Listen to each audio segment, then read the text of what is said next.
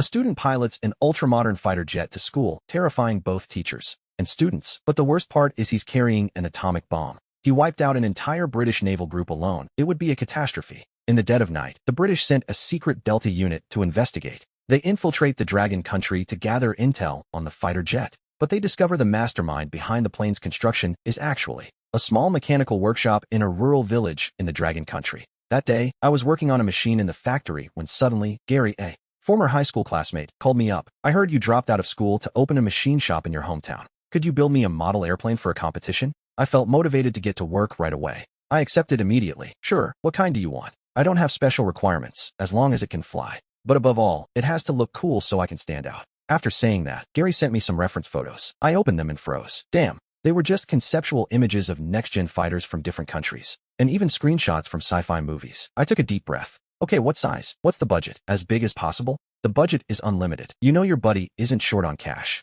I'll send you my credit card number right now. Spend whatever you want, as long as it's ready by next Monday. A crooked smile formed on my face. The guy is still as wasteful as ever. I immediately reassured him, pounding my chest. Okay, your word is enough for me. I'll build you something massive that will leave everyone speechless. After hanging up, I sent a design instruction to the Titan system. A few minutes later, I heard a ding. The design for the Goth fighter was complete. The structural data was imported into the superprocessing platform. The full-band phased array radar information was imported. The omnidirectional vector thrust engine information was imported. Once all the data was imported, I took out my phone and started contacting various suppliers to prepare the processing for the different materials we would use. Early the next morning, when I arrived at the factory on my little electric scooter, several material delivery trucks were already parked at the gate. I hurried to open the factory door, inviting everyone to start unloading the goods. With the materials ready, I stood before the Titan platform and sent the manufacturing order. In the next instant, the superprocessing platform roared to life. The agile, flexible mechanical arm began handling different tools to cut and stamp.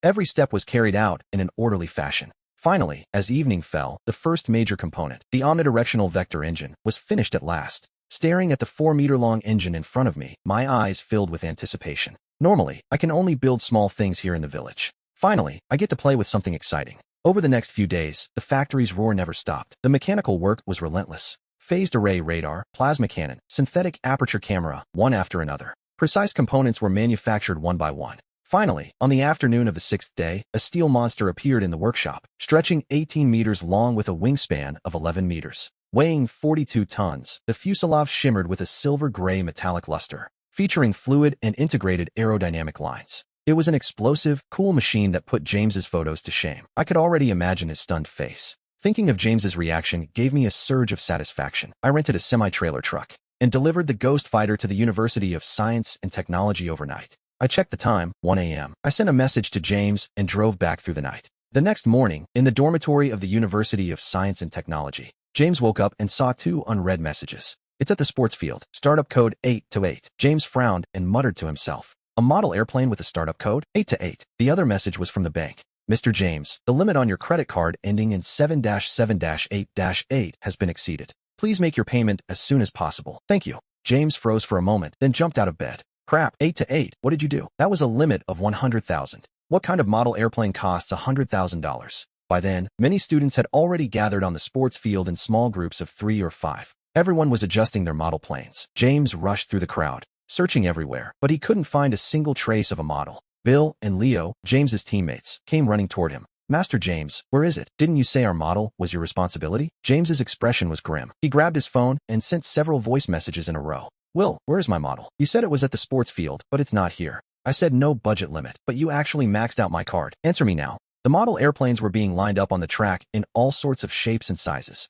There were fighters, transport planes, and even surveillance planes with large radar discs on top. A reporter and her assistant, Bella, wearing military green shirts, were moving through the crowd. They wove through with microphones, interviewing people, and quickly reached James and his team. They saw the 3 of them standing empty-handed with worried faces. Bella looked a bit surprised. Student, where is your model airplane? The 3 of them lowered their heads, wishing the ground would swallow them. Someone nearby joked. They brought a stealth plane, visual camouflage. The other students burst out laughing. I stared at my phone with a bitter face. Will, you've really ruined me. I wanted to show off. Now, great, I've made a fool of myself. Just as I was reaching the point of despair, the phone in my hand suddenly lit up. An incoming call. Seeing who it was, I almost cried. Will, where's my order? I replied, Master James, are your eyes just for decoration? Can't you see that massive thing? I was stunned by my own words, then scanned the sports field with my gaze. Aside from a huge object wrapped in a protective tarp, there wasn't a single model airplane. But suddenly, a flash crossed my mind. A thought occurred to me. It's not possible, Will. You don't mean that thing wrapped in the tarp in the middle, do you? Yes. You said the bigger the better. Well, check it out for yourself. I hung up. I looked at the massive object in the middle of the field and swallowed hard. I'd seen it when I arrived. I thought the school brought it for the competition. I never imagined it would be my model. After reacting, I immediately ran toward the field. Bill and Leo followed close behind. And the reporter, Bella, followed as well with her cameraman. Her intuition told her that under that protective tarp, there might be a major news story. With my heart racing, I ran up to the model. I untied the rope and pulled hard. With a rustle, the protective tarp fell away. The enormous silver-gray monster suddenly appeared before everyone. The momentum of the model was like a rainbow piercing the sun straight into the sky. In an instant, it caught everyone's eyes with a sharp, metallic glint. James was even more excited, his whole body trembling. He took a step forward before coming to his senses. Damn, that's freaking incredible. Bill couldn't help but swear. Is this really still a model airplane? Leo swallowed hard and whispered, Young Master James, your friend couldn't have made a mistake, right? We want a model that actually flies. How could he have just made an empty shell? The commotion also attracted Professor Lee from the aeronautics department. He was the head evaluator for the competition and a top-tier expert in the field of national aviation. When he entered the field and saw that massive thing, he thought it belonged to the academy. His jaw nearly hit the floor. Swept back wings, twin tails, integrated body design. Professor Lee recognized the extraordinary fighter jet in front of him at a single glance. Then, he ran toward the center of the sports field, completely ignoring his professional image. The rest of the students and teachers were also in a state of total chaos. Mom, the Decepticons have invaded the school. This looks way too realistic. This appearance, this aesthetic, it's simply the plane of my dreams. Professor Lee pushed through the crowd. He stood beneath the fighter jet and walked around it. The more he looked, the more stunned he became. That aerodynamic shape, this design, this concept, this manufacturing process, even if it's just an empty shell, it's not something just anyone can make. Immediately, he stared at me with burning eyes. Did you make this? I blinked and said in a low, embarrassed voice. Professor Lee, I'm sorry. It's a commission I gave to a friend from high school. After his father died, he dropped out to take over the family business. I just wanted to help him out a bit. Suddenly, several exclamations broke out from the surrounding crowd. My God, it looks like there are seats in that cockpit. I saw it too. There's also a screen and a helmet. It looks completely real. Hearing this, James suddenly remembered the 8-8 startup code. Could it be that this model can actually be used? Thinking of this, James quickly climbed into the cockpit, opened the canopy, and sat down. A faint hum echoed inside. The central control screen lit up, displaying a numeric keypad. Initiating Ghost Fighter startup. Please enter the startup password. James immediately pressed 8-8. Then, a low drone vibrated through the air. The massive fuselage trembled slightly as red and green cockpit lights began to flash. Loading propulsion system module. Loading Zenlai holographic radar system module. Loading weapons system module. The watching teachers and students were startled by the sudden activity. Wow, this empty shell is pretty impressive. No, those sound effects are incredibly well made. Inside the cockpit, James put on the flight helmet. Immediately, holographic images and text data were projected onto the visor. James was stunned. Looking closely, the image outline showed the sports field and the school building ahead. James's heart raced. He felt a vague sense that he was in trouble, but he didn't have time to think too much. The voice prompt sounded again. Module loading complete. All systems are normal. Takeoff preparation complete. James's pupils suddenly dilated. This wasn't just a simulation. The warning was real. A second later, the images of the field and building on his visor turned red and flashed. Obstacles detected on flight path. Automatic taxiing will be used to take off in a suitable area. I sat there, completely stunned. I felt the massive fuselage begin to move beneath me. At the same time, a classic audio warning reached everyone's ears. Caution, backing up. Caution, backing up. That ridiculous sound immediately made everyone laugh, breaking the tension in the air. It felt as if this mysterious fighter jet had suddenly lost all its prestige. But everyone cooperated anyway, moving back to clear the path. Then, the silver-gray fighter began to taxi forward slowly. The relaxed mood tensed up again. No way, this thing can actually move? Honestly, I'm afraid it might actually take off. What are you thinking? If this thing can fly, I'll walk on my hands and eat dirt. Inside the cockpit, fine beads of sweat appeared on my forehead. It seemed impossible to them, but they couldn't help but feel a secret spark of hope.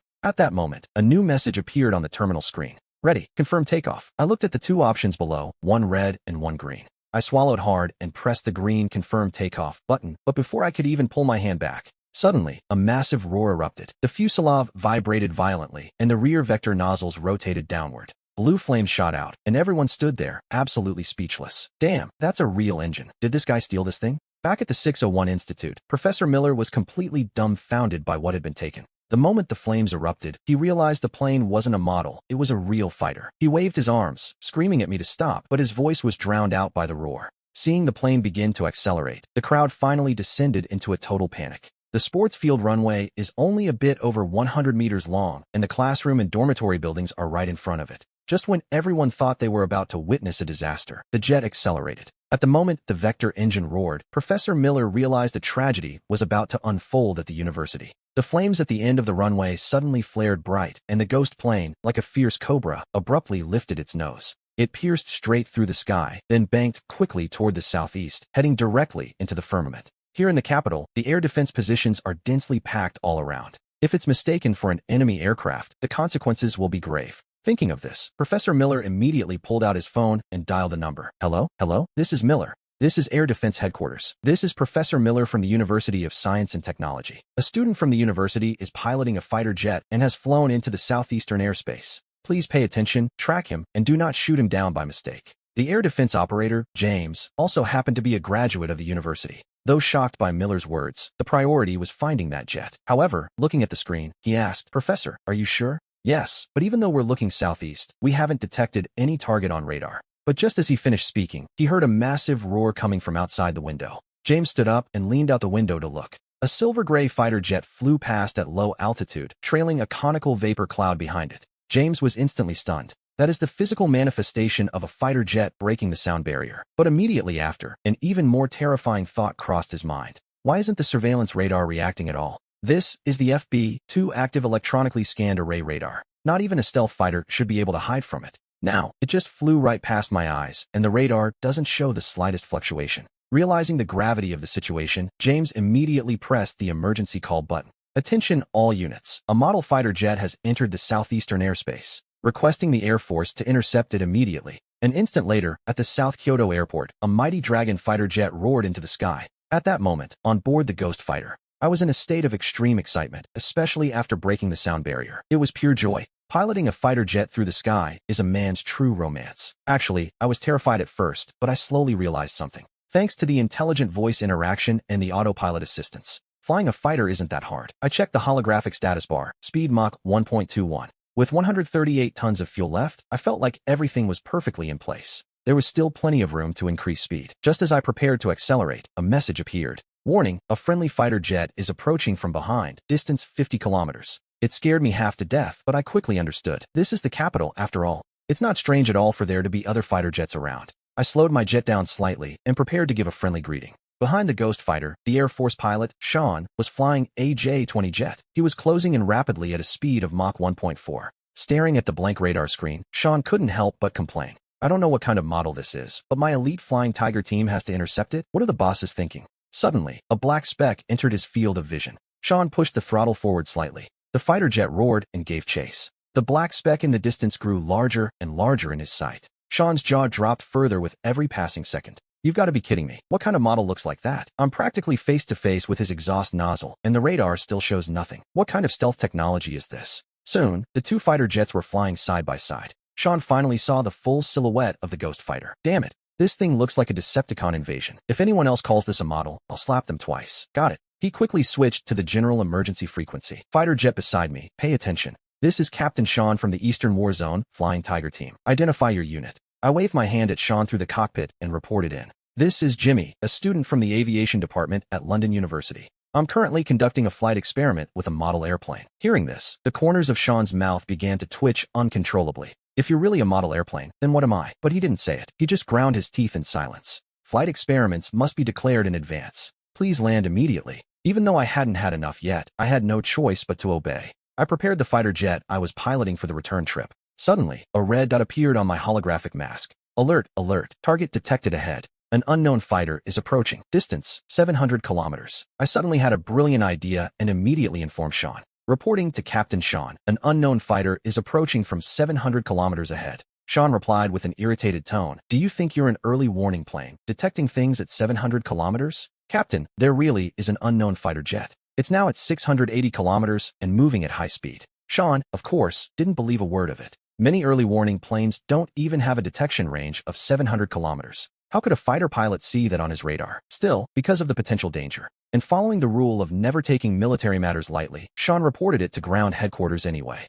But the response came quickly. The southeast airspace is clear, no flying targets detected. Sean looked at me through the cockpit. That's enough. I've checked. Stop making excuses and follow me back immediately. I watched that red dot moving at high speed. It had already entered our airspace, and I was deeply worried. Logically, I should obey orders now, but this ghost fighter has given me too much power. I don't believe this is a lapse in judgment. I grit my teeth. Protecting my country is everyone's responsibility. I can't just watch the enemy invade our airspace. After saying that, I slam the throttle forward violently. The engine instantly releases its full power. With a roar, I shoot forward like a bolt. Sean watches me blast off like a rocket, his eyes full of rage. This kid has gone crazy. He pushes his throttle to the limit and chases after me. At that moment, the situation aboard the enemy carrier is tense. Their aircraft was approaching our territorial waters next. Navy Colonel Ross looks at the small red dot on the big screen that has slowly crossed into our airspace. A smug smile plays across his lips. Ross responds to Rear Admiral Thomas, the captain of the aircraft carrier. General, it seems they haven't detected the duckblade.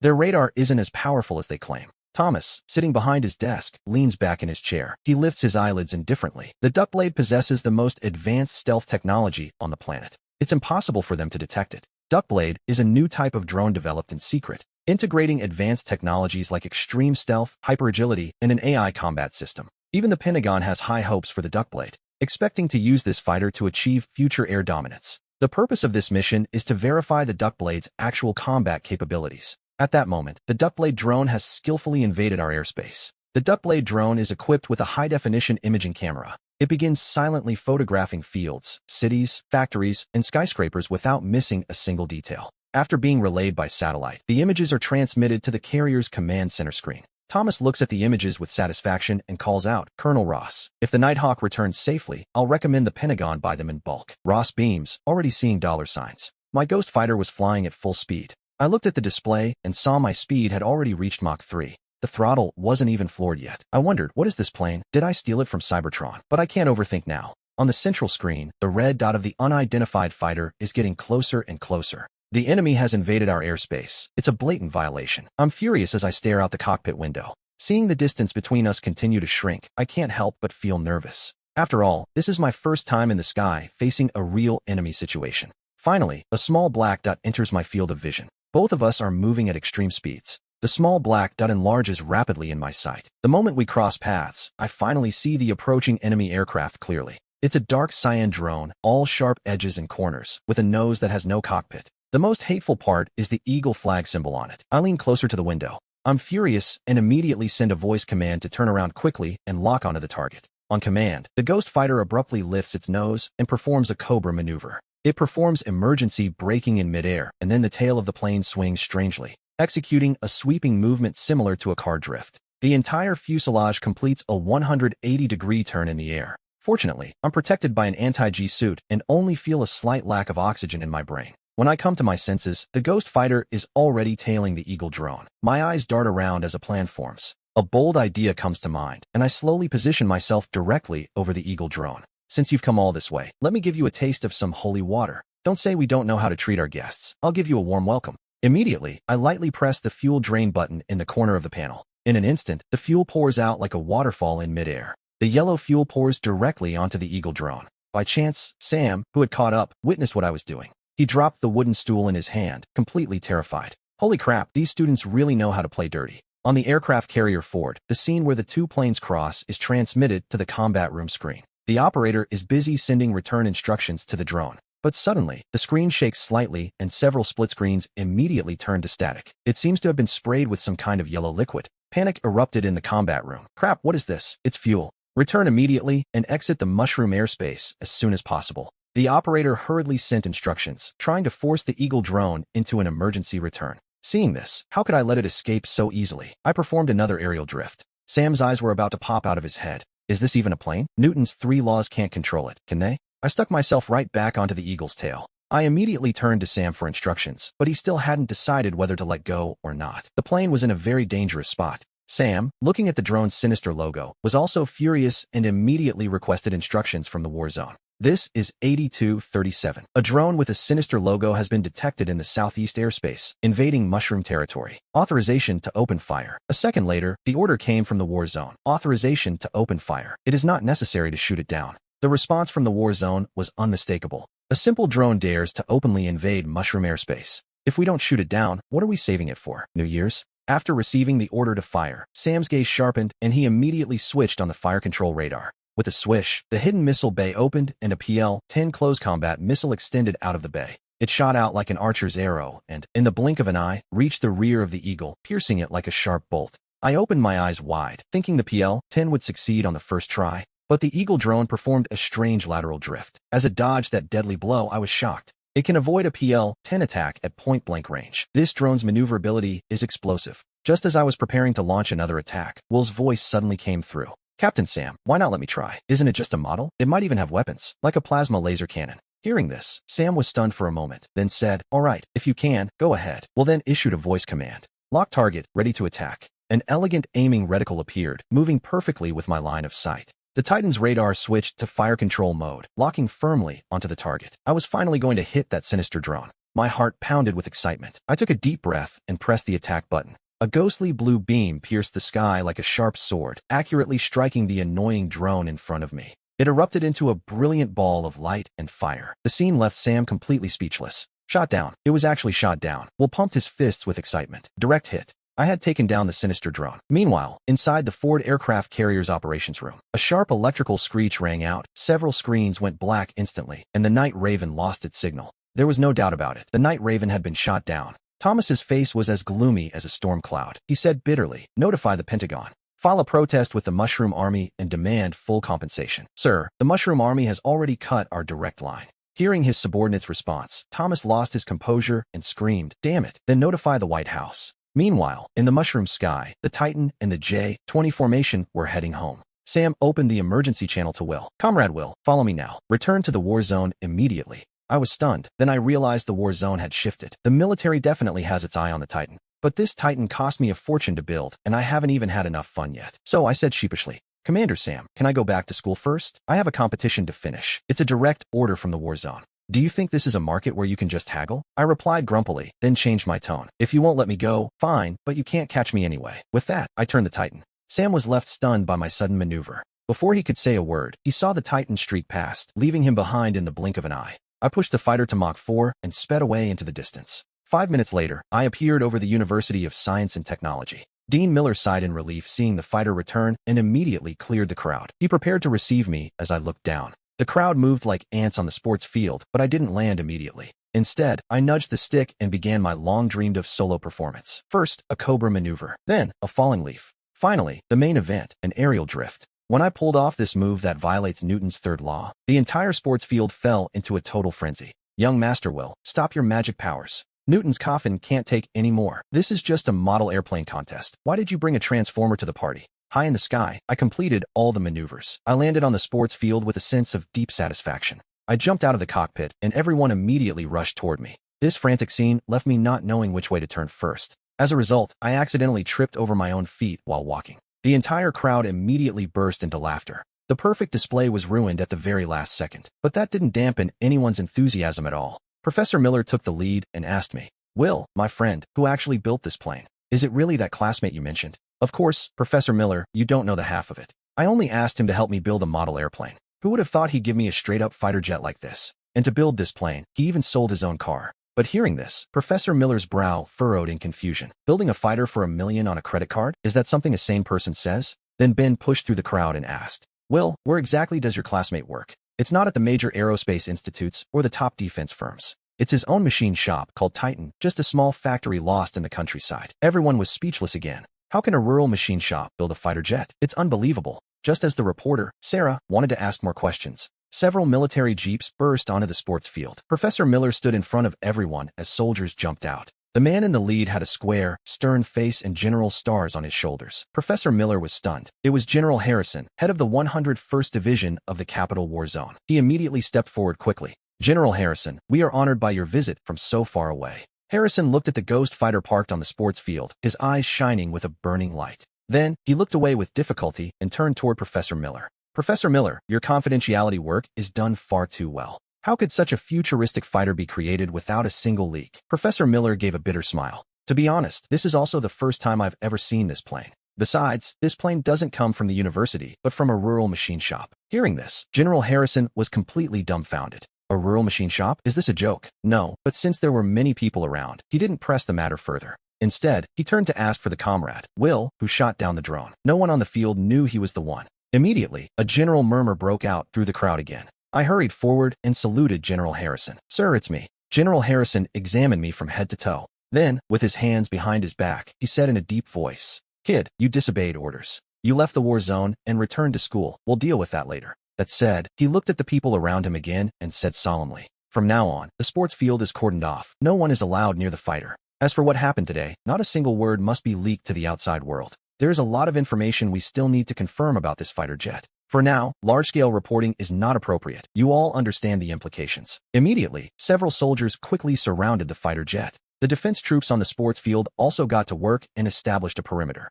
Seeing that everything was in order, General Harrison contacted Thomas, the chief engineer of the 6th-generation aircraft, to bring his research team. Then, he took me to a conference room at the university for a secret interrogation. After listening to me tell the entire story of how the Ghost Fighter was born, as well as the specific details of how I shot down the enemy drone, Professor Miller and General Harrison were so shocked they couldn't speak. A target detected at 700 kilometers, stealth capability, and a laser cannon. Such a fantastic fighter actually came from a rural machine shop and only cost $150,000. Absurd. It's the height of absurdity. Harrison slammed his hand on the table. I must meet this Will as soon as possible. Back at the machine shop, I'm busy processing a batch of high-tech barrier covers. Suddenly, I heard the screeching of several brakes coming from outside. I thought it was a customer and hurried to drop my work to greet them. I saw a military jeep parked right in front of my door. Then, Jimmy jumped out of a car and ran toward me, excited. Buddy, you went way too far. I asked you to make a model plane, and you built me a real aircraft. So, I asked him, was the money worth it or not? Of course it was worth it.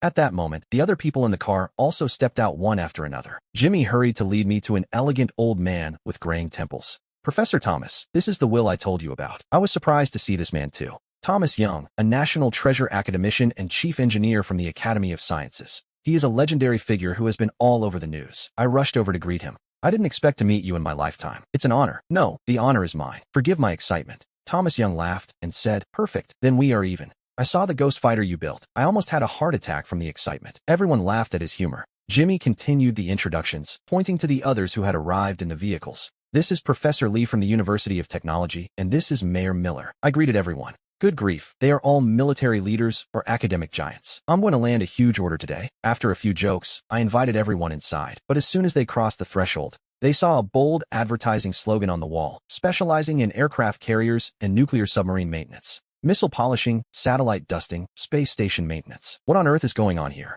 For a moment, everyone looked at me with a very strange expression. I was trying to find a chance to introduce the company, but Thomas patted my shoulder and smiled. If you can build such a powerful Ghost Fighter, an aircraft carrier shouldn't be hard. I believe in you, young man. The sales pitch I was about to give got stuck in my throat. Professor Lee and the research group began examining the surroundings. They thought this crude machine shop didn't look like a place that could build a Ghost Fighter. But then they entered the production area. When they saw the super processing platform with its extreme sci-fi mechanical beauty, everyone was instantly captivated. Good grief, flexible robotic arms, and a 3D printing platform. The precision was unmatched. Some of the equipment was completely unknown to them. Professor Lee pointed at a pressure cooker and asked what it was. Will, what is this? Oh, that's a nanomaterial synthesis furnace. The graphene used in the Ghost Fighter's stealth coating is synthesized inside. The crowd stared at the supermachining platform in awe. They found everything curious and started firing questions at once. I patiently answered every single one. This time, everyone was truly happy, and the doubts in their hearts vanished. By the way, Will, do you know where we can find equipment like this? If our research institute had one. Hearing this, I smiled with pride. It's a modification I made myself. There's only one in the world. And in my factory, I'm a one-man show, from the CEO to the security guard. At this, everyone's eyes filled with disbelief. You have to understand, a fighter jet and a machine tool are two very different specialties. This covers dozens of disciplines like mechanics, materials, systems, engines, computer science, and aerodynamics. For one person to master several simultaneously is rare, but for a young man in his 20s, this isn't just talent, it's pure genius. A genius like this dropped out halfway through his studies for family reasons. It's truly a tragedy. It's a loss for society. For a moment, Professor Lee felt 1,000 thoughts racing through his heart. After a while, he regained his composure. Will, we have conducted a preliminary evaluation of the Ghost Fighter, and all its performances exceed the standards of 6th-generation aircraft. This time, we have come to discuss with you the possibility of cooperating with the National Science Academy to produce the Ghost Fighter, Professor Lee said. That won't be necessary. At my hesitation-free refusal, everyone's faces froze. Seeing this, I smiled slightly.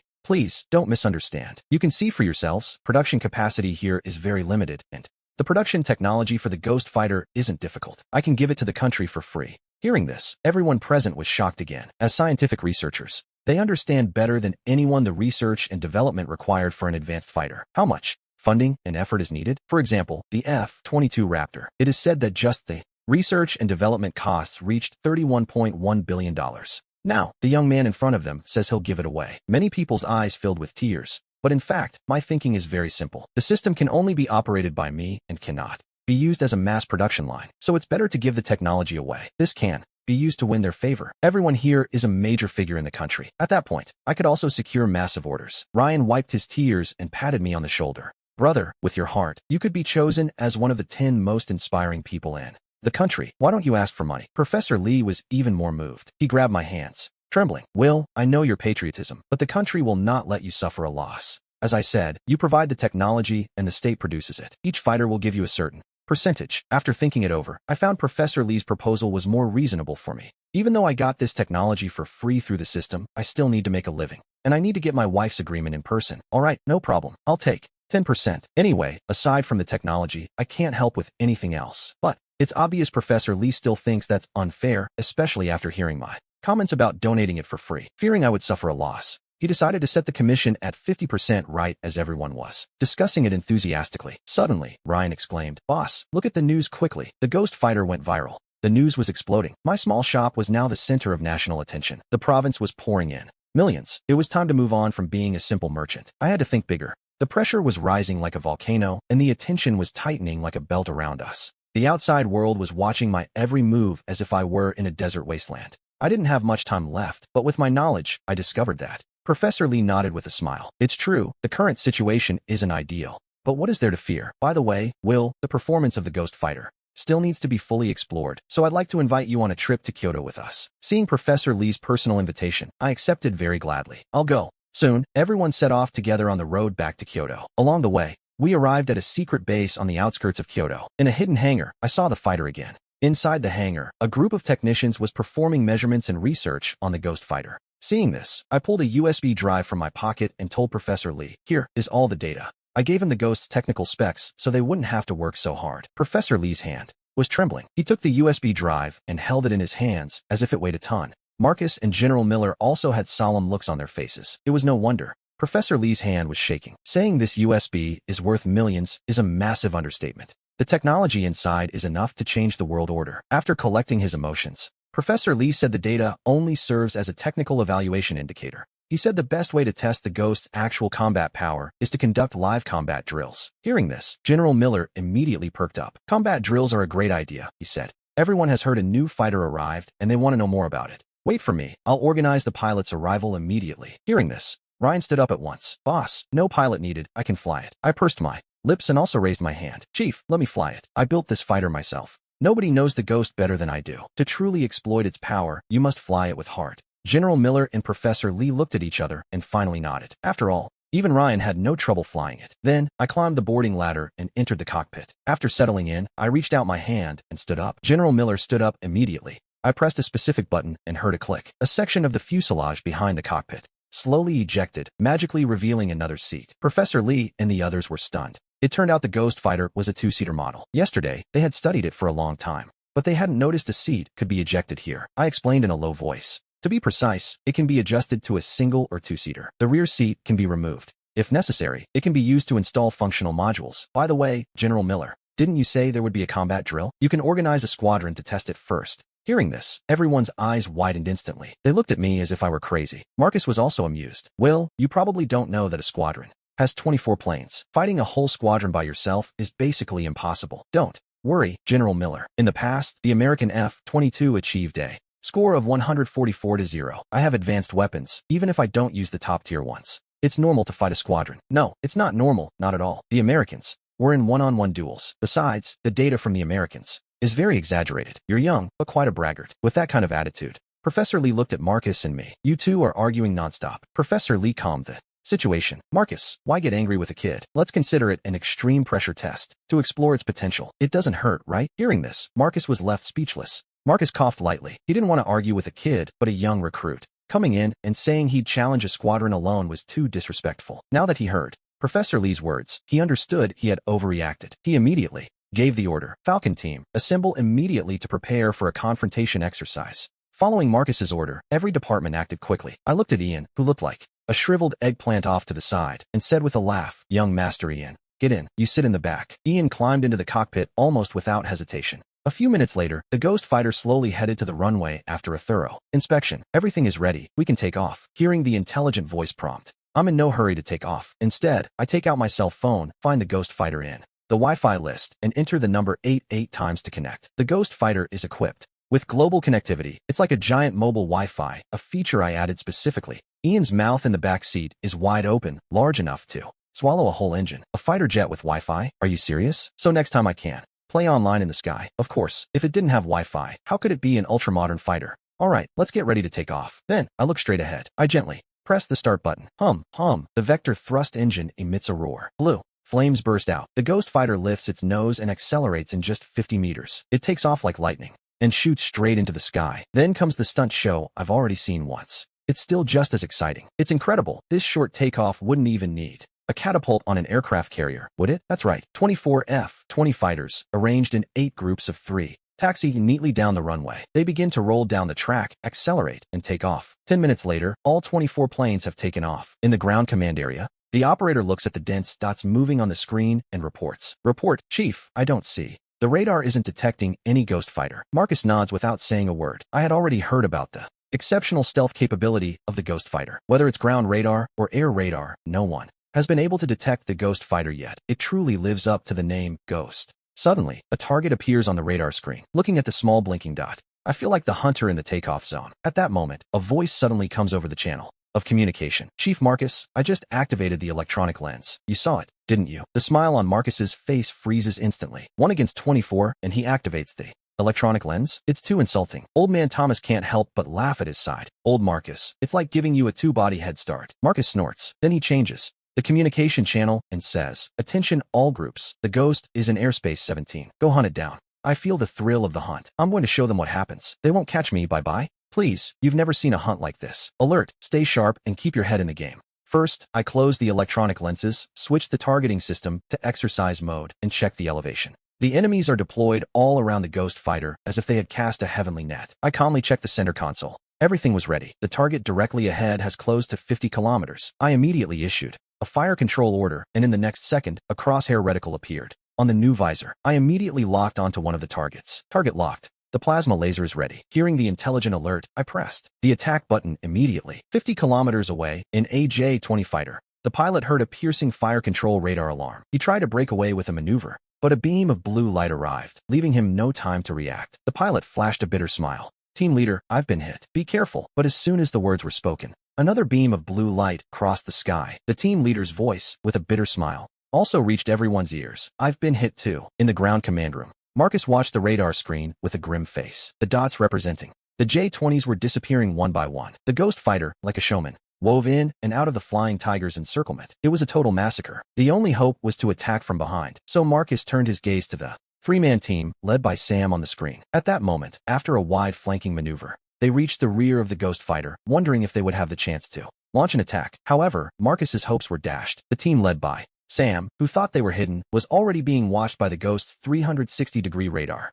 Seeing the 3 men enter my attack range, I immediately pulled up the laser system on the central control screen and clicked on the rotating plasma laser launcher. I immediately turned around and aimed at the J-20 fighter in the rear. Jenny watched this scene with bright eyes. Great, 8G. Thanks to this feature, the fighter doesn't need to change direction to fire 360 degrees. At that moment, Sam was focused on the front, being the only one among all the pilots who had witnessed the Ghost Fighter's actual combat capabilities. I knew very well how incredible the Ghost Fighter's invisibility capability truly was. It was impossible to find the adversary with radar. The only chance was to close in to visual range for a tail-end attack. The 3 men accelerated simultaneously, preparing to dive in and engage in a dogfight with the Ghost Fighter. But suddenly, 3 beeps rang out. The fire control radar alarms on the 3 fighters blared at once. Sam felt his heart sink. They saw 3 massive beams of blue light arrive one after another, even though the Ghost Fighter hadn't even turned around. In the command room, Marcus felt his composure was about to collapse. He recognized that the Ghost Fighter was incredibly powerful,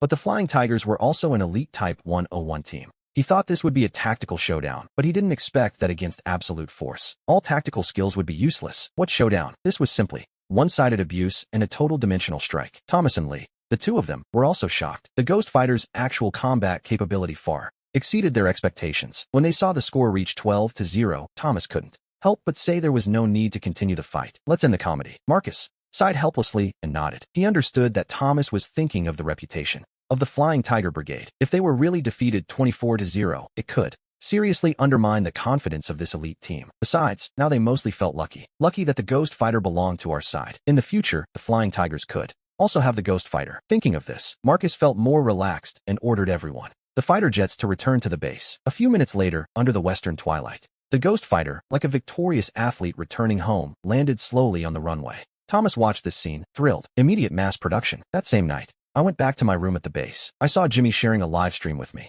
It was my goddess and Bella interviewing Howard, and the topic was the Model Airplane Expo. Regarding the mysterious fighter jet that appeared in the live stream, Howard looked at the camera smiling. I've seen many netizens saying it was a sixth-generation plane. Everyone, don't listen to rumors. You can't say everything that flies is a sixth-generation jet, right? Besides, England's sixth-generation plane isn't even in sight yet. How could we have one? Bella also picked up the topic, laughing. Howard is right. Our technology is more than 20 years behind England. We must continue crossing the river by following England's lead. Bella and Howard sang in harmony, and everyone in the comments section was stunned. England has almost been plucked clean by us, hasn't it? How can we keep following them? I feel like Howard said everything, but said nothing at the same time. So, is it really a sixth-generation plane? Listen to the opposite of Howard's denial, and you'll be right. After the program ended, Howard looked at the comments and smiled. Bitterly, he thought, netizens are becoming harder and harder to satisfy. I'm really afraid I can't keep this up anymore. Then he switched to the disinformation war. Howard smiled and waved his hand. Hey, isn't that stealing Paul's job? Early the next morning, Jimmy and I arrived early at the base conference room. We saw Professor Thomas and Marcus, both with deep dark circles under their eyes. Professor, Marcus, you haven't rested well. They looked at each other and laughed, explaining they were too excited reading the data I gave them. We hardly slept all night, and neither did I. The Ghost Fighter's technology is just too advanced. I can responsibly say it is absolutely superior to England's. Looking at those two men, though tired, the spark in their eyes touched my heart instantly. It's thanks to military workers like Professor Thomas and his generation. By investing their enthusiasm and forgetting themselves, they built an impassable moat for our country to become what it is today. While the few of us were chatting, suddenly, they approached the table. A series of footsteps echoed outside the conference room. Several soldiers in camouflage uniforms pushed the door open and entered. The leader was a middle-aged officer, heavily built with a square face. Seeing the visitors, the general stood up immediately. Arthur, how did you get here? Arthur smiled arrogantly. You took the Ghost Fighter from my family without even a word. Can I come take a look? Hearing this, everyone present was stunned. What is this? How did the Ghost Fighter become family property? How did it become Arthur's family property? Is he planning to steal it openly? While everyone was puzzled, a weak voice was suddenly heard from behind the crowd. Dad, how did you get here? Immediately, everyone turned their heads to look at Jimmy. I was so shocked my mouth hung wide open. I only knew Jimmy's mother was a business tycoon. I didn't expect that his father was also a big shot in the military region. This is definitely a main character script. Arthur snorted coldly. You brat, you're getting bolder and bolder. You actually found someone to build you a plane. Do you want to fly to the sky? Dad, I just wanted a model airplane. Who knew who would build a real one? Humph, if he knows how to build it, it's because he has the skill. If it were you, would you even know how? Listening to the father and son, the general intervened. All right, Arthur. You too, stop pretending. The Ghost Fighter is ours now. General, this plane. But it was my son who used his credit card. How did it become yours? Fine. How much money did your son spend? I'll pay you back. The Miller family isn't short on cash. Who cares about your reimbursement? Seeing the two were about to argue, Professor Thomas coughed lightly and stepped forward to calm the situation. Arthur, the Ghost Fighter has already been requisitioned by us. As for the manufacturing costs of the plane, we will request a refund for young Jimmy. Besides, the Ghost Fighter will soon be ready for mass production. Why the impatience? Hearing this, Arthur laughed out loud and said proudly, looking at the general, fine, then I'll order 2 squadrons first. The general got angry. You're dreaming. There's a first come, first served order. I reserved first. If you want to wait in line, you have to get behind me. Arthur and the general mocked each other while they spoke. The two were classmates in military school back in the day. Professor Thomas told me not to worry about anything. They've always been competing with each other since school. Now, one is an Air Force Division commander and the other is an aircraft carrier captain. Every time they meet, neither one is willing to back down. Professor Thomas sighed and stepped forward, again, directly changing the subject. General, you've come all this way with difficulty. Tell us, what is the recent situation in the southern waters? At the mention of that, the general's anger vanished. Instantly, he sighed and said, it's because of that reef island. Those shipwreck guys are like Flies, they don't bite, but we can't stand their whining anymore. Arthur mocked him. You think you're so strong, yet a simple shipwreck causes you so much trouble. The general was left speechless. The ship intentionally grounded on Jiao Island, south of the Dragon Territory, has become a recurring topic on the internet. It sparks debates at regular intervals. This wreck was grounded intentionally near Jiao Island almost 20 years ago. Despite the constant corrosion of the hull, those monkeys have repeatedly transported steel to reinforce it. We all know what they're plotting, but for various reasons, the Dragon still can't do anything against this shipwreck for now. Silence. Seeing everyone's irritation, I suddenly had a brilliant idea and said, "Everyone, I have an idea." Hearing this, every gaze turned toward me. The general approached me and asked, "Quick, what's the idea?" "Let sharks devour the Malay village." Everyone was stunned. What a thought. Joking on such a solemn occasion? The general rolled his eyes helplessly. "Will, even if you're crazy, do you think sharks will go crazy with you? They aren't going to nibble on steel plates." But old Professor Thomas stayed thoughtful for a moment, and then an idea struck him. "Wait, Will, what sharks are you talking about? Robotic sharks? Nuclear-powered ones?" Everyone reacted. Their eyes were full of disbelief. Robotic sharks? Nuclear propulsion? This is like Musk's erosion with the elephants. But how do you build robotic sharks? General Marcus looked at me insistently. "Will, can you handle that shark, right?" I nodded with a smile. Of course, I wouldn't have proposed it if I couldn't do it. But as for the materials, General Marcus will have to handle that. No problem. It's a piece of cake. I'll take care of it. Marcus immediately thumped his chest to guarantee it. Arthur listened in silence, feeling aggrieved by old Marcus. He already wanted half of the stealth plane, and now there are these robotic sharks too. Just hearing about it sounds impressive, but this is an important matter for the Southern Islands. He won't just sit there and complain. Over the next 2 days, after discussing the details of the robotic sharks with Marcus, I got into a special car and left the base. The trip lasted more than 3 hours, but when I arrived at the gate of the machine shop, I was stunned. Damn, I haven't got the wrong place. Newly built red brick walls, a gate where the cement wasn't even dry, a brand new electric sliding door. If the old man from the village wasn't sitting in front of the gate, I really would have believed I was lost. So I hurried to ask, "Uncle Sam, what's going on here, and what are you doing here?" Old Sam looked at me, and then at the bodyguards Marcus had sent behind me. His old face turned into a smiling chrysanthemum. "Didn't many big shots come to see you last time? That's why the county allocated funds to renovate the gate. At least it doesn't look so shabby. As for me, I'm the village head. I came personally to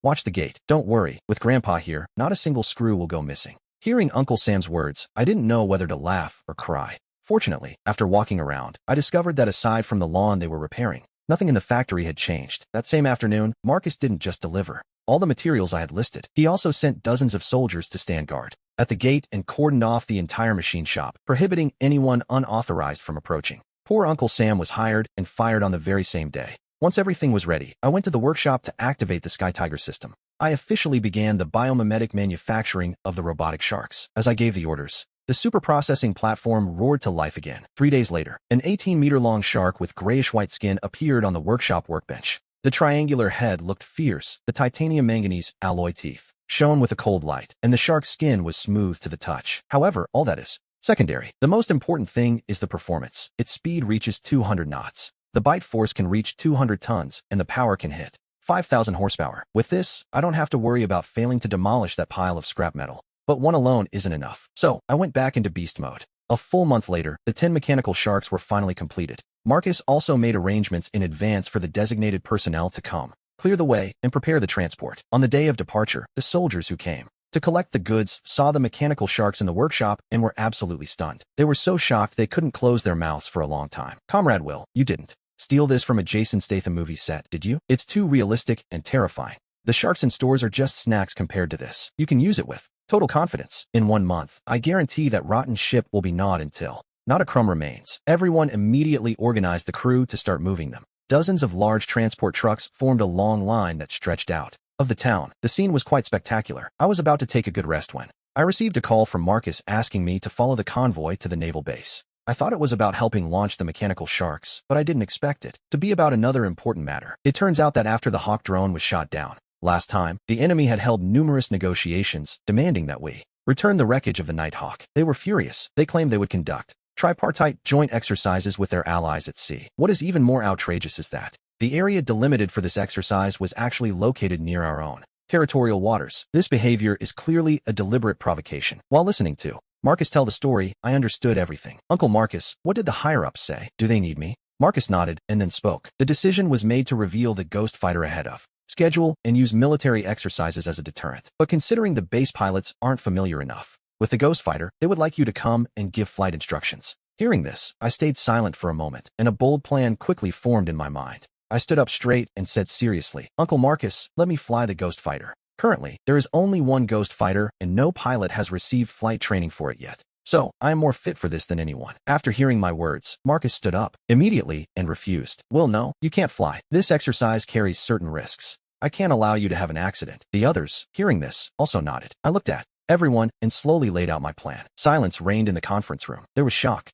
excitement, and concern in everyone's eyes. After a deep discussion, Marcus finally agreed to let me pilot the Ghost Fighter to participate in this exercise. The next day, on the aircraft carrier, a reporter named Abby wore a blue and white Navy camouflage uniform. She stood in front of the camera with enthusiasm and greeted all the viewers. Welcome to the Army's live broadcast channel. I'm Abby. A while ago, rumors about an ultramodern fighter caused a sensation online. The enemy also claimed we shot down their drone. It was our ultramodern fighter. So what is the truth? It will be revealed to everyone today. After she spoke, the camera turned and the Ghost Fighter appeared, completely on screen with a dreamlike posture. The live broadcast room exploded. Instantly, my God, this fighter isn't something that can be made on a scale like a model, right? It's cooler than watching a movie. How can our homeland always do great things in silence and build such an incredible fighter? Why didn't they tell me? It's simply the fighter of my dreams. Abby lifted the corners of her lips, seeing the reaction in the comments section. Then, looking at the camera, she presented, Dear viewers, this is our nation's latest ultramodern fighter,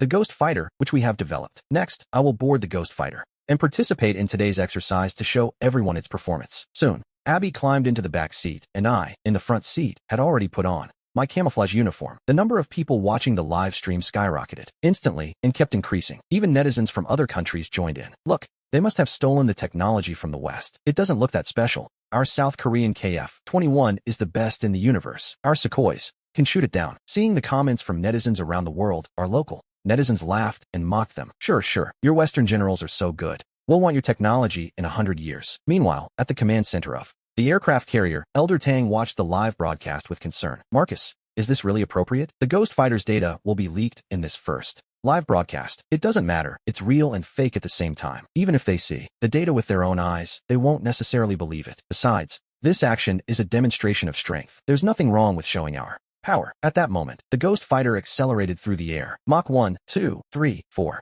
In the live stream, the world saw the figures constantly rising through the camera. Next to Abby, everyone was shocked for a moment. Damn, is it a rocket or a plane? It's not going to fly right out of orbit, is it? Can a person even survive that? Such a high speed? Those people love to cheat. That data is definitely fake. Otherwise, how would they dare to stream it live? It's only Mach 4. We, the people of Asang, can do it too. My encrypted channel crackled. I heard Marcus's voice. 1 to 8. The J-20 interception groups have taken off. You must be careful. If you find trouble, ask for help immediately. I pointed at the projection, then looked at Abby in the back seat. We're still in the exercise zone. No problem. The J-20s are at our door. Even if they're uninvited guests, we should at least go say hello. Abby was completely stunned to hear this. Does this mean approaching General Miller's aircraft carrier? According to standard practice during the exercise, any fighter jet entering this zone without authorization can be shot down by the three nations. Just as Abby started to panic, I spoke again. Reporter Abby, inform our viewers in the live stream. We have entered the joint military exercise zone of the three nations. As I said this, I closed the data panel and replaced it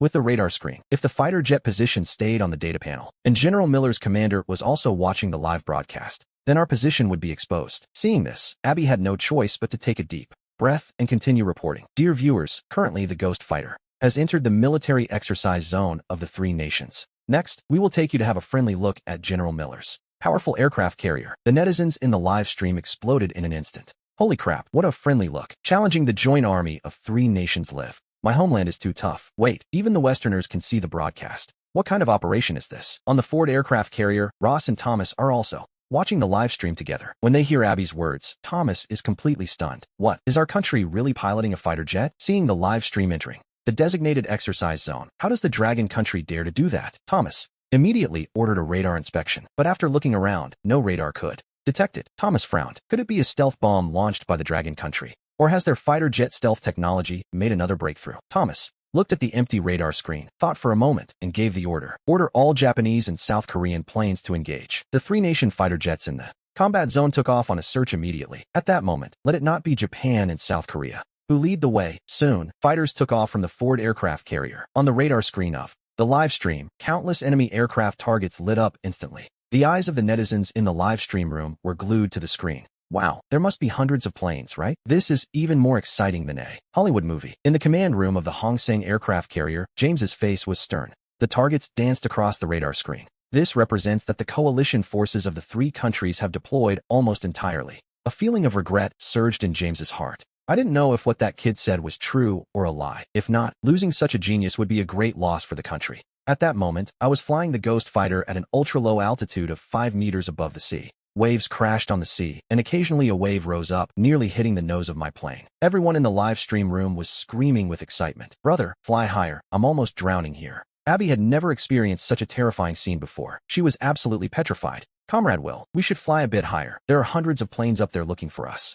Flying high makes us easy to detect, but you're almost giving me a heart attack from the scare. Don't worry, I'll take full responsibility for you." Abby's face turned bright red. She felt that this man was a bit strange. How could I keep joking around in such a tense moment? Then, I pushed the Ghost Fighter to full throttle, circling around at Mach 4. I managed to evade all the search planes and came up behind the Ford aircraft carrier. As I approached the Ford at 200,000 nautical miles, I cut off all recorded information. After the live stream, the subsequent operations had to remain confidential, without any exposure. Only the phone screens in Abby's studio remained active. The audience watching the live stream also seemed to sense the stormy atmosphere. Quickly, I opened the onboard electronic camouflage warfare system and sent out virtual signal coordinates. The next second, an invisible electromagnetic wave was launched toward the Ford. In the Ford's command room, a small flashing red suddenly appeared on the SBA radar screen. The operator exclaimed with excitement, General, we've picked up the ghost signal." For a moment, cheers erupted across the Ford. All air defense missiles were locked and ready to strike.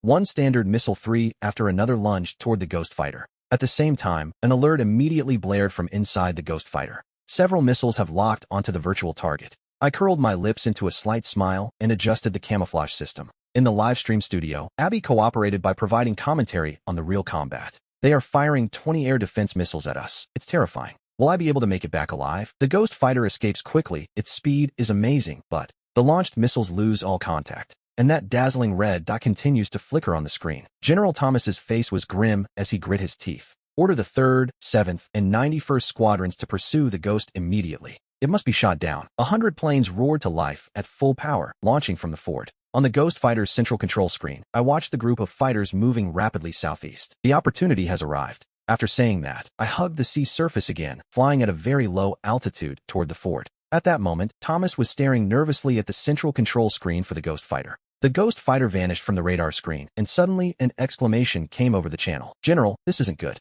An unknown aircraft has penetrated the defense perimeter. It appears to be the Ghost Fighter." At that moment, I was flying the Ghost Fighter at a very low altitude, entering the Ford's visual range directly from the rear. All the warships and fighters descended into a panic. Now, the Japanese and South Korean fighters have been deployed, along with the majority of our own jets. Additionally, Thomas immediately launched an effective attack using the fighters that had departed from the Ford. In other words, they came at once to seize this Ghost Fighter. The Ghost Fighter began to dance between a pair of jets and 500 rounds of incoming fire. I closed the distance, weaving through the layers of the scouting formation. At that moment, the anti-aircraft defenses transformed against the Ghost Fighter's miniature frame. The battlefield felt like a high-stakes game, and I moved like a panther through the chaos. I maneuvered past the reflectors, playing a dangerous game over the surface of the sea. The Mach 4 speed of the Ghost Fighter was nothing to take lightly, moving like an agile swallow. Navigating through a rain of bullets that looked like fireworks, I sharply pressed the engine acceleration button again. The Vector engine entered instant boost mode and left an afterimage in the air. The pilots on the Ford aircraft carrier were all dumbfounded. Is this even still a plane? Inside the Ghost Fighter's cockpit, I watched the projectiles rain down like water droplets. Abby's nervous voice trembled. "My God, our fighter has exceeded Mach speed, but the Ford is already in sight. Soon we can make a friendly observation." As the words faded, the Ghost Fighter had pierced through the rain of bullets and arrived over the Ford. I turned to Abby and said, "Get a close-up. Aim the camera right there." Abby hurriedly turned to film the camera's target and saw a wave of yellow fuel pouring out. It spilled onto the Ford's deck. Thomas turned red with rage at the scene and roared with wide eyes. "Shoot it down. Shoot it down at any cost." The fighters in the sky opened fire at full strength. Full power and countless projectiles rained down on the Ford carrier, instantly causing a violent fire. Everyone in the live stream room went wild when they saw this scene. Oh, the chaos. The floods swept away the Dragon King's temple. They are family, yet they don't recognize their own. Our country destroyed the Ford carrier without firing a single shot. I give this operation a perfect score. I woke up with a start. In the middle of the night, he actually used the enemy so they wouldn't realize the dragon took off.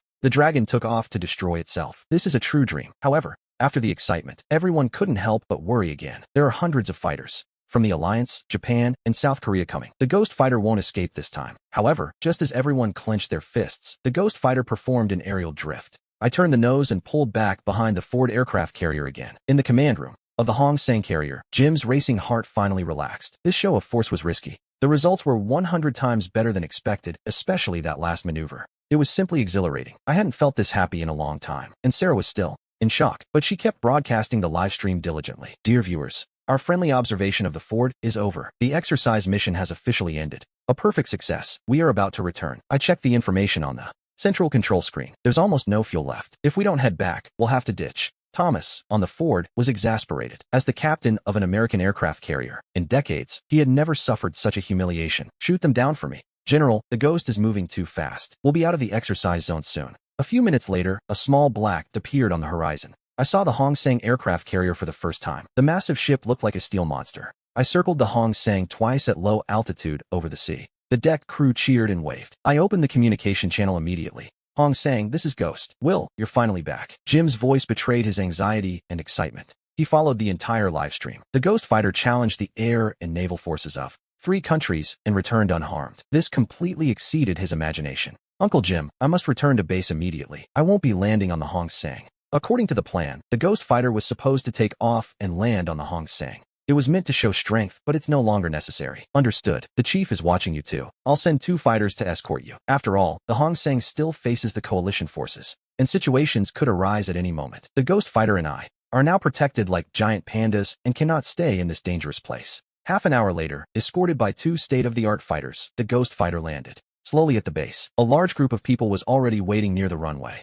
As soon as I stepped off the plane, I saw an old man with 3 gold stars on his shoulders standing next to the other elder. I hurried over to salute him. The hero who challenged the 3-country coalition alone has returned. The old man took the initiative to shake my hand. The crowd immediately erupted in cheers. The crowd was enthusiastic. The elder introduced him. This is Vice President Lewis of the Military Commission. He came specifically to welcome you, Victor. My heart trembled. He is a true high-ranking leader, a national-level figure. Hello, Vice President Lewis. I hope my actions haven't caused trouble for the government. Vice President Lewis laughed frankly. Ah, what trouble? Do what you want. I've got you covered. Everyone laughed. Lewis turned toward Marcus. Reporter Marcus, you are also a hero. I only did my job as a reporter. Marcus was excited. As a reporter, although I've seen many important scenes, being praised as a hero by Vice President Lewis is without doubt a peak moment in my life. General Zed was also smiling like a flower. Although this operation was risky, the effect is 100 times better than I had anticipated. You've turned the entire sea, or rather, all of East Asia, upside down. I smiled, not giving it much importance. I simply couldn't stand that insult. I wanted to teach them a lesson. This time, the coalition has completely lost face. So many years of holding back, finally, vented. They have been parading through neighboring countries for a long time. The oppression in everyone's heart is imaginable. Today, we have finally held our heads high. I smiled bitterly. This time, the slap was hard. They will be desperate. Vice President Lewis waved his hand. No, your action was very well measured. The elder also said, it's true, little physical damage, but extremely insulting. Next, the core staff and I held an internal meeting. Marcus and I briefed Vice President Lewis on the operations details. Everyone was excited and moved as they listened. Thanks to these specifics, one can better appreciate the Ghost's power. We finally have a weapon capable of crushing the coalition. This has greatly bolstered everyone's confidence. The elder also believes that the Ghost's performance is highly advanced and that many technologies, radar, stealth, weaponry, can be adapted for other uses. Other platforms can draw inspiration from it, significantly raising the nation's military tech level. Vice President Lewis approved a technical group on the spot to analyze the Ghost systems. After discussing the Ghost, I mentioned the Megalodon. All Megalodons have been transported to the IC base and can deploy at any moment. Vice President Lewis, I told him those South China Sea pests deserve a lesson. Do what you must. I'll take responsibility, he said. Marcus, hearing this, immediately smelled a big story and rushed to say, I want to go too. Vice President Lewis smiled and said, the South China Sea is a secret operation that must not be made public. Reporter Marcus shouldn't go. Marcus heard this and had no choice but to give up. He could only shoot me a glaring look. I was speechless. Why are you looking at me? Finally, the elder focused on me. He said, you've become a popular figure now. Be careful with your identity's confidentiality or it will bring trouble. Understood. Elder, I have no interest in being an online influencer, I said. I don't want a crowd staring at me the moment I step out. Don't worry. How many people want fame and traffic and can't get it? He mused after the meeting. Marcus returned to the military magazine's editorial office while I stayed at the IC base, waiting for the start of Operation Megalodon. There wasn't much entertainment at the base. I could only check my phone out of boredom and was shocked. Damn, the entire internet was dominated by the Ghost. Breaking news, the Ghost appeared out of nowhere. The Ghost faces the Three-Nation Coalition army alone. The world is shocked. Top story, the Ghost and the Three Nations issue a joint statement to strongly protest Ciego's hegemony. Trending search, the Ghost faces the A3 group alone. The Ghost fights fiercely against the Divine Wind. Trending on social media, the Ghost furiously counterattacks the Ford. Who was the mysterious pilot? International news, the Ghost faces the F-35, jams missiles with ease, and sinks them into the sea. The Ghost enters the heart of military goddess Marcus. The Ghost appearing out of thin air has already given all military fans a thrill. And the feat of challenging the entire Three-Nation Coalition army live has unleashed a nuclear-level heatwave. In military circles, the laser weapons firing at hypersonic speeds and its extreme stealth are the main topics. This allows groups of military fans to discuss the scientific approach online with various data analyses. Performance analyses are appearing everywhere, and military experts are showing up one after another to comment on the flight over Mount Hana. The dogfights, Tofu Mountain, the Phantom Ford, and other thrilling sequences are streaming on all major video platforms. Even on YouTube abroad, this sparked a frenzy. But very quickly, everything was taken down for the dissemination of inappropriate information. Besides the Ghost fighter, the identity of the mysterious pilot also became a major point of interest. The tall cousin with long legs and black stockings invites the goddess Chloe aboard, alone. I challenged hundreds of fighter jets and dozens of warships, illegally crossing South Korean and Japanese airspace. The Ghost forces its way onto an aircraft carrier. This operation is simply bolder than any Hollywood blockbuster protagonist. Who exactly is this person? Everyone is speculating, and many netizens are even expressing their love from afar. But I wore a helmet the entire time, and the authorities remained silent. So the identity of the mysterious pilot remains a mystery. Because of this, all the popularity has shifted toward the heroine, Chloe. Originally, Chloe's fame was mostly limited to military circles. But this time, the success of the livestream exploded along with Chloe's exceptional beauty. Her popularity broke right out of that niche, turning her from a military goddess into a national goddess. My Weibo followers increased by tens of millions overnight, and the entertainment world even started discussing the possibility of her debut. That's why Chloe called me in the middle of the night. I was sleeping soundly and didn't even open my eyes as I fumbled for the phone. "Will, this is all your fault." "What's wrong, Star Reporter?" I answered, half asleep. "You're sleeping fine, but I'm about to collapse." "What exactly is happening?" My phone hasn't stopped ringing since then. Every TV channel is calling. I couldn't help but laugh as I woke up completely. "You're still laughing," she snapped. "If you make money filming commercials or movies, you should give me a commission." "Commission my foot. I'm a journalist. I don't act."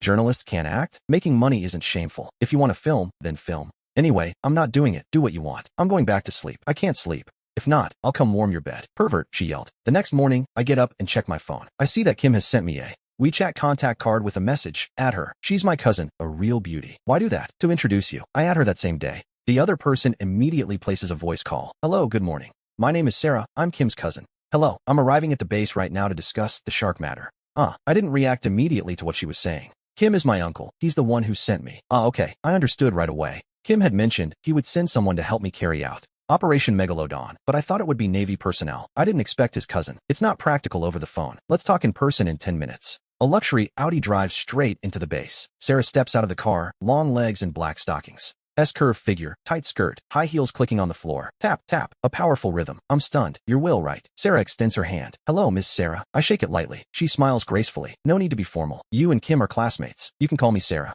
I'm here representing the Sarah Group to cooperate on your operation. The military isn't suited to intervene in Operation Megalodon, so the equipment is being purchased by the Sarah Group. The operation is being carried out under the guise of commercial exploration. The situation in the South China Sea is complex. For the sake of international image, forceful means cannot be easily used if it's the military intervening. If Operation Megalodon is compromised, diplomacy will be left in a passive position. The Sarah Group is a large national commercial group. Kim's mother is also a member of the Sarah Group. With this connection, the relevant departments entrusted the secret mission to the Sarah Group. Sarah then told me, "Let's settle the relevant expenses. First, the material costs of the Ghost Fighter, then the Megalodon," I said. The material costs for the Ghost Fighter have already been paid. According to the assessment, the material costs for the Ghost Fighter are in the hundreds of millions, and you have only received 10 million. If others build it, it costs hundreds of millions, but I only used 10 million. My gaze was clear and my tone was flat. I wanted to make things perfectly clear. If I want to make money, I won't do it by going against my conscience. Material costs are what they are. Sarah was a bit surprised. It's hundreds of millions. A sum ordinary people can't earn in several lifetimes. I'm only in my 20s, the age when I should be in college, yet I refuse without hesitation. Sarah has seen countless people in the business world, and in that moment, she can't help but show a look of approval. Fine. And the Megalodon? What price are you setting? If others manufacture it, it will cost double. In the end, 20 million per unit is an absolutely fair price. Agreed. Then the contract. I was direct, and Sarah wasn't stingy. She approved immediately. Then she pulled out a contract. You define the clauses. Just fill in the price. I didn't bother reading it. I took a quick look and signed for 30 Megalodons. A $600 million contract. 2 people, less than a minute. Signature done. Immediately, I received a text message. My account received a transfer of 600 million from the Sarah Group. This efficiency is truly impeccable. I blink at the 600 million. I'm a tycoon now, but I don't seem to feel anything special. With the Skyfox system, money has just become a number to me. The meaning of life is no longer the pursuit of money, but using technology to change the world. After putting the contract away, I said, then let's go see the Megalodon. All right, the two of us arrived at a point. Then, at that same moment, we approached a large indoor transmission device. Choosing an indoor device is for the sake of confidentiality, to prevent the Megalodons from being filmed by the enemy's satellites.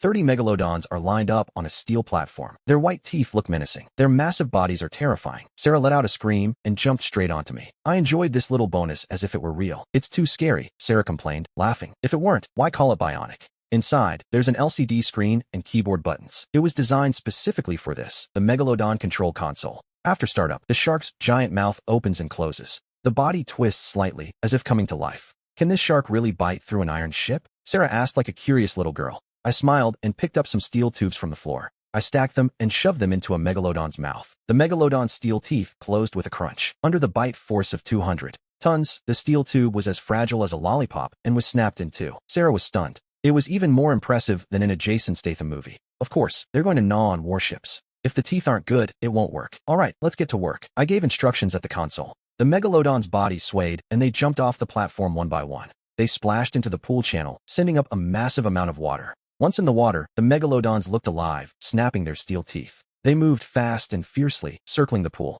I set the destination through the console. I set it for the South China Sea and configured an autonomous cruise mode. The 30 Megalodons followed the channel. They swam silently toward the sea and disappeared into the boundless future. Chapter 25. Additional service. Clearing Jim Jane's sonar. I watched all the Megalodons enter the water. Then, I called Kim. Uncle Kim, the Megalodons are in the water. Good, let the action begin. I'm still in a standoff with the fleet and can't leave. Sarah will cooperate with you. Just the two of us? I wanted to point out that Sarah and I, a man and a woman alone, going out to the South China Sea together isn't very convenient. Kim, that man of steel, didn't understand what I was getting at all. He said he had left a Type 054 frigate in the South China Sea. If anything happens, I'll have them cooperate with you secretly. I was speechless. Is a warship really the issue here? Kim missed the hint, but she certainly didn't. Sarah's big, beautiful eyes were staring right at me. Will, you're a grown man. Why beat around the bush like a little girl? Say what you have to say. I laughed. Sarah, look, I'm full of vigor. With your black stockings and long legs, I'm afraid I won't be able to focus on my work. Sarah shot me a piercing glare. Dirty boy, you're having inappropriate thoughts. Don't misunderstand me. I'm not. I really am not. You're not? Why not? Do I have no charm? No. Then tell me, should I have them or not? How should I know? As I said this, Sarah kicked off her high heels. She pulled off her black stockings, revealing a pair of long, smooth legs. There, no more stockings. My legs are just this long, nothing I can do about it. I was speechless again. That pale skin was dazzling. It was actually better with the stockings on. Luckily, I didn't mention the tight skirt just now, otherwise, just thinking about it made me jump. Sarah was just teasing. Let's talk about our trip to the South China Sea. I hurriedly changed the subject. Everything is organized. A private jet is waiting. A private jet? I was stunned. This is the lifestyle of the powerful. I'm still not used to it. A moment later, carrying my luggage and a portable console, I arrived near the runway. A luxurious business jet was already parked on the tarmac. Get in, Sarah gestured at the cabin door. Aside from the ghost, I had never been on another plane before. As I stepped on board, I couldn't help but click my tongue in amazement. A sofa, a bedroom, a kitchen, a bathroom, it had everything. The decor was extremely luxurious. Poverty really does limit the imagination. For a moment, I thought about building one myself, not for luxury, but just because it seemed fun. For the Tianjin system, building a private jet isn't even a minor task. We ate lunch on board. After a 3-hour flight, we landed at the airport. Then, we took a sedan. We arrived at a pier and stepped onto a yacht. What a sight. This was even more luxurious than the plane. It didn't just have bedrooms and a kitchen, it even had a jacuzzi. The life of the wealthy is so simple and unpretentious. Work is more pleasant than a vacation. A true revelation. At the sound of the engine, Sarah personally steered the yacht, moving away from the pier and heading south. There are 2 cabins on the yacht. Sarah and I each took 1 cabin for ourselves. The main lounge was prepared in advance with various computer equipment. I connected the console from my suitcase to the boat's computer. The entire yacht was transformed into a mobile operations center. On the large central screen, a small blue dot representing the sand shark moved across the nautical chart, blinking as it went. The Megalodon's speed reached 200 knots, which is equivalent to the speed of a high-speed train. Faster than a torpedo and the fastest thing on the blue planet. It had already sailed over 1,600 kilometers. It should reach the South China Sea by tonight. Sarah set the yacht to autopilot mode. She left the cockpit to join me in the lounge and stared at the screen for a moment. She asked, I know the blue dot is the Megalodon, but what is that red dot? It seems to be connected by a line. I told her they were underwater electronic equipment, mostly sonar arrays. The line connecting them is what is known as the first island chain. The Megalodon is equipped with a pulsed, shortwave radar capable of performing underwater detection. It doesn't just accurately map the underwater terrain along the way. It also clearly identifies those insidious sonar devices. Even though Sarah didn't know much about military affairs, she understood immediately. Those sonars are there to spy on our country. Exactly, I replied. The first island chain isn't just a geographical concept. The enemy has deployed a massive amount of listening equipment all along the route. It's a line to monitor our warships and submarines. So, will they discover the Megalodon? No, the Megalodon is an avionic machine. Its noise is only 30 decibels, much lower than the background noise of the ocean. In other words, unless you open the Megalodon up to see it, there is no difference between it and a real shark in the sea. Sarah blinked. Why did a red dot just disappear a moment ago? It looks like it was swallowed by the Megalodon. On the screen, the blue dot advanced along the island chain. Whenever it encountered a red dot, it crushed it. The red dot vanished immediately. As if it were eating it, I smiled. Yes, it took a bite. By the way, you're really mean. Sarah couldn't help but smile. I had already seen the Megalodon sweeping through everything. The enemy's sonar will likely suffer, I said. Those sonars represent all their efforts to counter us. My uncle dreams of eliminating them. I have to tell him. Additional services cost extra. Sarah laughed. This service is offered for free on the screen. The blue dot looked like a gluttonous snake moving along the red dots of the island chain. Advancing at its current speed, it will reach the South China Sea by 3 in the morning. The Megalodons are an intelligent system. They act autonomously. There's no need to watch them constantly. We both cleaned up and went back to our cabins to rest until 3 in the morning. The alarm went off. We got up and headed to the lounge. At that moment, the group of Megalodons had already reached the yacht. They arrived at the South China Sea on the large screen's nautical chart. The crowd of small red dots is shocking. They're all of the enemy's sonars. There are so many of them. The water depth in the South China Sea is perfect for submarine operations. It's a key surveillance zone for the enemy. They're in collusion with the locals. They've operated for years in the South China Sea, deploying a vast underwater sonar network. So why not clear it all out? Of course, maybe you wanted to save them for the Chinese New Year. Originally, cleaning the sonars was just a secondary matter. I didn't pay much attention to it, but the scale of the enemy's deployment in the South China Sea far exceeded my imagination. So, we have to clean it up. I can't be working up front while you're listening in the back. Besides, even though the Megalodons are silent, once they begin their mission, they will undoubtedly produce noise. If these sonars aren't cleared, the mission in the South China Sea will be exposed. Then, we divided the work. 30 Megalodons divided into 2 teams. Each of us controls a team as if we were playing a game. Clear the small red dots off the screen from beneath the surface of the South China Sea in the dark depths of the ocean. A Megalodon swims fast like an assassin and strikes a sonar. It's like eating peanuts. One bite at a time, crisp and efficient, moving in fast, curved strokes. At the Enyang base in the surveillance room, the sound monitoring wave jumped suddenly, then again. Sam was on duty and felt a jolt. What's happening? A 150 decibel jump, but so brief. It's definitely not a submarine. Are the locals using explosives to fish? But no one does that in the middle of the night. Suddenly, Sam noticed several sonar network nodes lost their signal. Are they up to something? Sam realized something was wrong and immediately picked up the phone. Chapter 26. Another $400 million in profits in a single night. One day at the Pentagon, a video conference was being held in the meeting room. General Mark, the chief of staff, sat with a grim face. On the large screen, in front of him were Captain Thomas of the Ford, the commander of the Yokosuka base, Nathan, and the commander of the Subic Bay base, Bradley. They were all serious, reporting the same thing. Last night, the underwater listening equipment deployed along the first island chain lost all signals overnight. From Japan to Taiwan and all the way to the South China Sea, thousands of sonars and sensors of all types mysteriously stopped responding. This vast underwater listening system cost the Eagle decades of work. Thanks to this system, the movements of the local submarines in the first island chain held practically no secrets from the Eagle. But yesterday, it was destroyed overnight. This situation completely exceeds everyone's understanding. Most of this equipment consists of passive sonars that don't emit active signals. In the complex underwater terrain, locating and searching for this equipment is as difficult as climbing to heaven. Even if England handled it, it wouldn't be this fast. The chief of the Civil Guard, the president of the Civil Guard, has decided that the Ghost plane could be the first Ghost plane that can turn a joint army of 3 nations into a disaster. And now this incredible incident happens. Who is responsible? It's the locals. Besides them, who else? Do they have proof? If it's proven to be them, then it's an act that could trigger a war between the two countries, Thomas asked the director. For the moment, no? Bradley hesitated for a second. Are you joking? I know, it sounds ridiculous, but you should see this. Having said that, Bradley projected a video onto the screen. In the video, the image was very blurry and shaking slightly. Suddenly, a shark with a horrific expression appeared in front of the camera. The video ended there. The whole process lasted less than 10 seconds. Everyone looked at each other. What can be deduced from this? Bradley explained. This is an experimental underwater infrared laser imaging device that captured this image in the South China Sea last night. An underwater infrared laser imaging device that captured this image in the South China Sea waters last night. Nathan shook his head immediately. Bradley laughed and said, you should know that thousands of sonars were lost last night.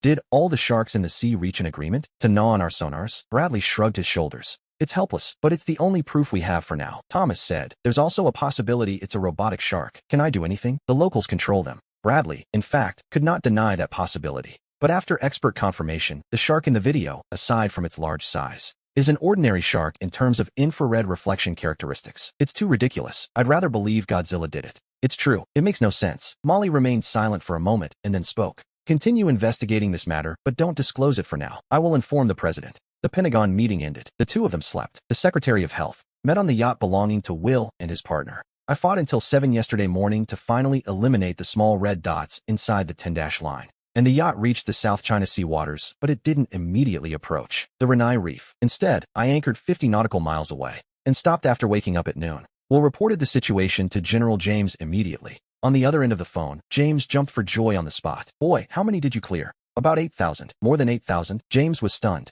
The invaders don't deploy a large number of sonars in the first island chain. That's no secret. But this figure exceeds his imagination. More than 8,000 sonars were eliminated in a single night. These invaders must be spitting blood right now. This guy will. If he isn't watched, he might just tear a hole in the sky. There you have it. A ghost hunter in the sky and a sonar chain destroyed at sea. From now on, the first island chain is just a name. Thinking about this, James was extremely excited. What I've done is extraordinary. Its importance is no less than that of the Renai Reef itself. I'm going to report to the highest level to congratulate you. It doesn't matter. Anyway, it was just an easy job for me. Besides, there's a reward for clearing out those sonars. By custom, a fisherman gets a 50,000 reward for catching one sonar. I cleared 8,000. That's 400 million. I was actually surprised myself. I can even make money from this, even though I'm already a financially free billionaire. 400 million overnight. This money came unexpectedly. James added, with what you've done, the joint military exercise of the three countries will likely fail completely. No wonder the Fords started retreating early this morning. I thought they were plotting something in secret.